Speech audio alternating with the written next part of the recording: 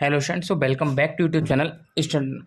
देखिए, आज जो चैप्टर की स्टार्टिंग करने वाला हूं, वो है आपका orthogonal trajectory. Orthogonal trajectory chapter जो differential equation and integral transform आपकी जो बुक है डिफरेंशियल इक्वेशन से आपका पूछा जाता है। ठीक है, डिफरेंशियल इक्वेशन बुक से आपका पूछा जाता है।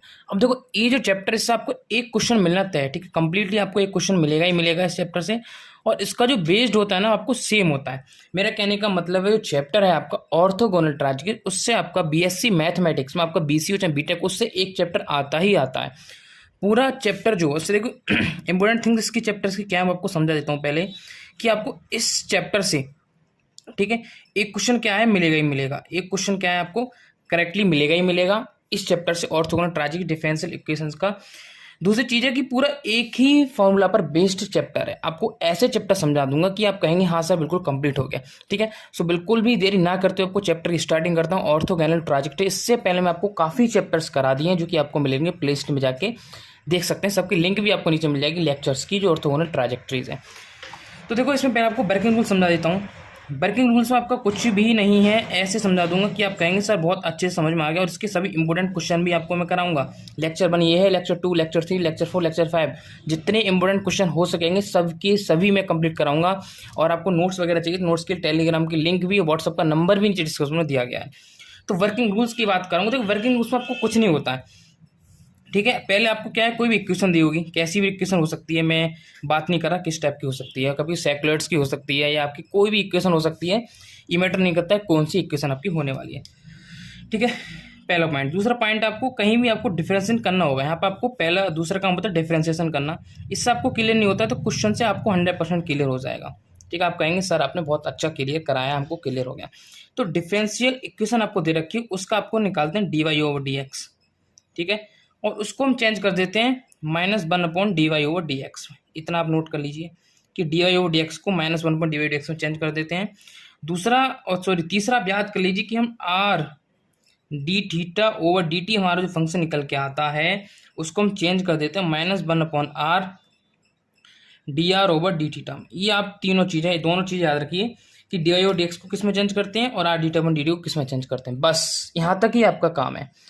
उसके बाद चैप्टर आपका पूरे हाथ में है। आप कहेंगे सर पूरा क्लियर हो गया। इससे पहले को चैनल को सब्सक्राइब, वीडियो को जरूर शेयर कर दें, क्योंकि इंपॉर्टेंट क्वेश्चन बीएससी मैथमेटिक्स के आपके एमजीपीआर हो, अवध हो, सभी यूनिवर्सिटी के यहाँ पे कराता हूँ।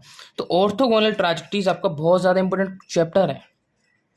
ठीक है, ओके। अब मैं सीधे क्वेश्चन की बात करता हूँ आपके सामने। ठीक है, तो हम सीधे क्वेश्चन की बात करेंगे इसमें कि find the orthogonal trajectories of the family of semi cervical. लिख देता हूँ, नोट कर देता हूँ। ओके, अब मैं सीधा क्वेश्चन की बात करूंगा। बड़े प्यार से आपको क्वेश्चन को समझाऊंगा। एक क्वेश्चन से आप क्लियर हो गया, 2 टाइप के क्वेश्चन आपको क्लियर करा दूंगा। उसके बाद आप खुद कहेंगे हाँ सर कंप्लीट हो गया। इस टाइप से आपको ऑर्थोगोनल ट्राजेक्टरीज में आपको समझाऊंगा आज। तो देखो, क्वेश्चन की find the orthogonal trajectories of the family of semi cubical parabolas. तो ये आपको आज किसको सॉल्व करा रहा हूँ, सेमी क्यूबिकल पैराबोलास की सॉल्व करा रहा हूँ आपको। जिसमें आपको इक्वेशन दे रखी है कि ay² बराबर x³। ये आपकी इक्वेशन दे रखी है ay² बराबर x³ where a is a variable parameter. तो आपको पैरामीटर जो होता है हमें इसको हाइड करना होता है, मतलब हटाना होता है। मेन पॉइंट अब याद रखिए, जो भी पैरामीटर होगा हमें उसे हाइड करना है। कैसे करना है वही आपको समझाऊंगा। तो इक्वेशन आपको दे रखी है, पहले हमें इक्वेशन लिखने का काम होता है कि ay² बराबर x³ इक्वेशन दे रखी है। इसका हम पता है कि डिफरेंशिएशन करते हैं तो करेंगे डिफरेंशिएशन। पहला काम होता है differentiation with respect to x के सापेक्ष हमें इसका डिफरेंशिएशन करना होता है। तो डिफरेंस करेंगे तो आपको पता है इसका हम करते हैं पार्शियली, मतलब प्रत्येक पद का डिफरेंस करते हैं। तो ए जो आपका है तो ay² है इंटू में साथ में, तो पता है ए इंटू साथ में ए इंटू रहेगा, साथ में y² कितना हो जाएगा 2y हो जाएगा। ठीक है, y² का हो गया। अब y का करेंगे तो कितना हो जाएगा dy/dx हो जाएगा चेन रूल के हिसाब से, और x² का आपको 3x² हो जाएगा। हम डिफरेंशिएशन करना है, ज़्यादा नॉर्मली बात नहीं है। y² का 2y, y का dy/dx, x³ का 3x², x का करेंगे तो बना जाएगा क्योंकि हम x के रेस्पेक्ट में कर रहे हैं, differentiation with respect to x।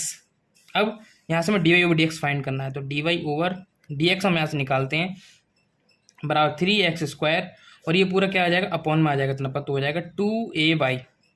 आइए बात समझे। अब यहाँ से आपको क्या करना होता है, इतना काम करने के बाद ए को हाइड करना होता है। जो ए आपको दे रखा है इसको आपको हाइड करना है, इतनी बात समझिए। तो ए की वैल्यू में यहाँ से मिलेगी, तो ए बराबर यहाँ से हम निकालें, क्वेश्चन से ही निकालें, तो ए बराबर आपको हो जाएगा x³/y²। कितना हो जाएगा x³ अपॉन y²।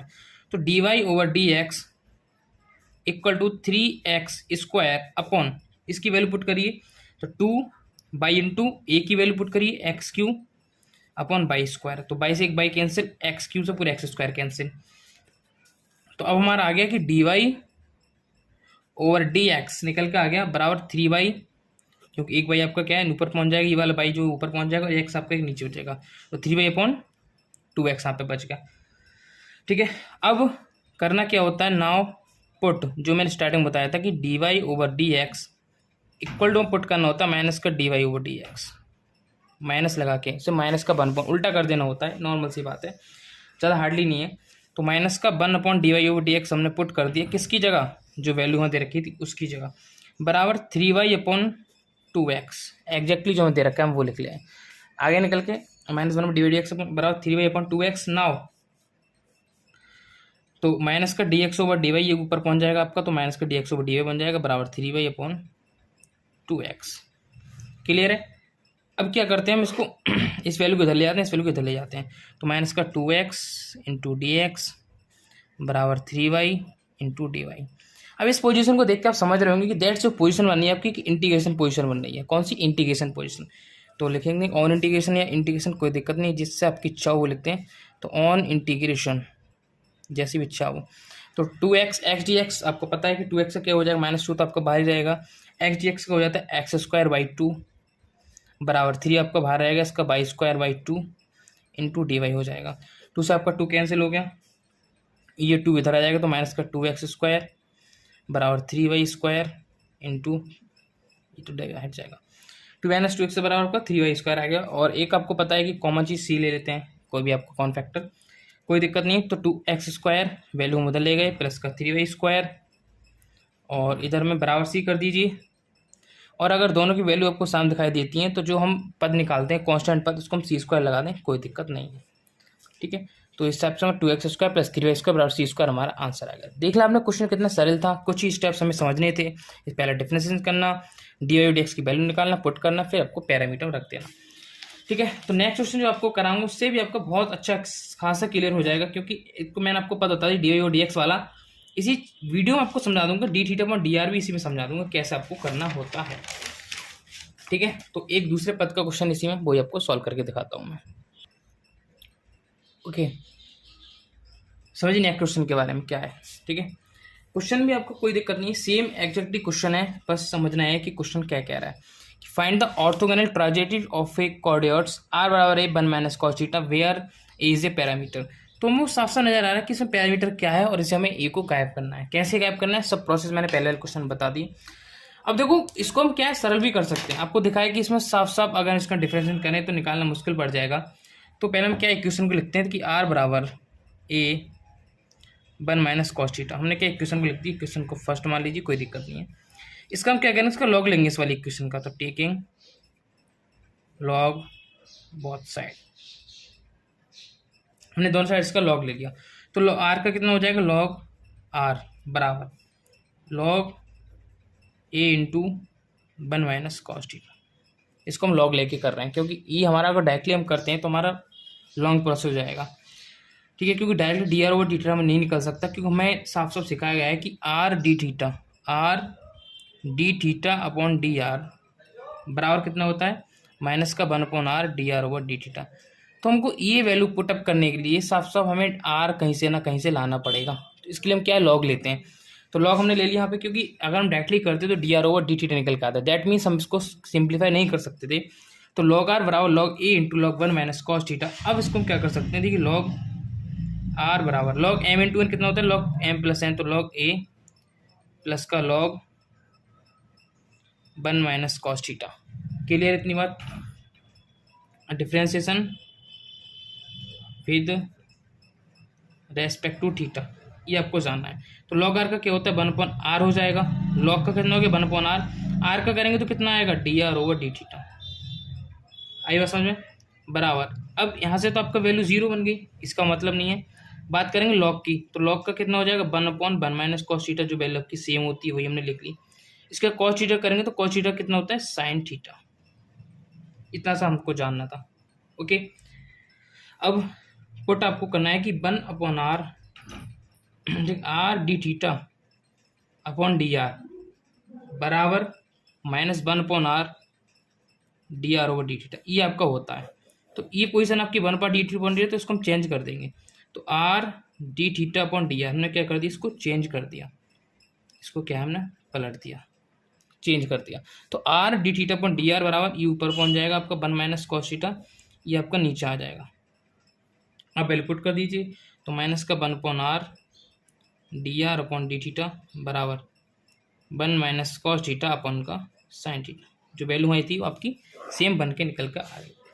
अब आपको साफ साफ यहाँ से दिख रहा है कि हम इसको कैसे भी चेंज कर सकते हैं। कैसे? अगर मैं डी थीटा को इधर ले जाऊँ, क्योंकि थीटा की पोजीशन ये है हमारी, सब थीटा को मैं इधर ले जा सकता हूँ, ठीक है, और आर को मैं इधर रखूँगा।